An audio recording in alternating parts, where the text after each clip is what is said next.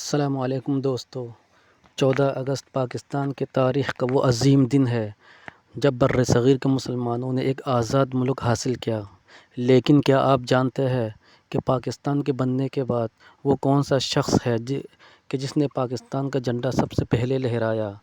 اگر آپ نہیں جانتے ہیں تو ہم اس ویڈیو میں آپ کو بتائیں گے کہ وہ کون سی شخصیت ہے جس نے 14 اگست بننے کے بعد پاکستان کا جھنڈا سب سے پہلے لہرایا تھا۔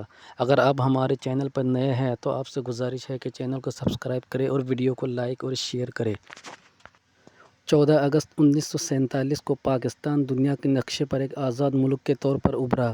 اس تاریخی موقع پر پاکستان کے مختلف مقامات پر سبز ہلالی پرچم کو لہرایا گیا، لیکن کراچی جو اس وقت پاکستان کا دارالحکومت تھا اور مرکزی تقریبات کا اہم مرکز تھا، اور قائد اعظم محمد علی جناح پاکستان کے پہلے گورنر جنرل بنے، اور یوں نئی ریاست کا ایک انتظامی معاملہ شروع ہوا۔ تو قائد اعظم محمد علی جناح کی خواہش پر مولانا شبیر احمد عثمانی نے مغربی پاکستان پر پاکستان کا جھنڈا لہرایا۔ تو یوں مولانا شبیر احمد عثمانی پہلے شخصیت بن گئے جنہوں نے پاکستان کا جھنڈا سب سے پہلے لہرایا، اور اسی طرح مشرقی پاکستان، ابھی کے موجودہ بنگلہ دیش جو پہلے مشرقی پاکستان ہوا کرتا تھا، تو وہاں پر مولانا ظفر احمد عثمانی نے پاکستان کا جھنڈا سب سے پہلے لہرایا تھا۔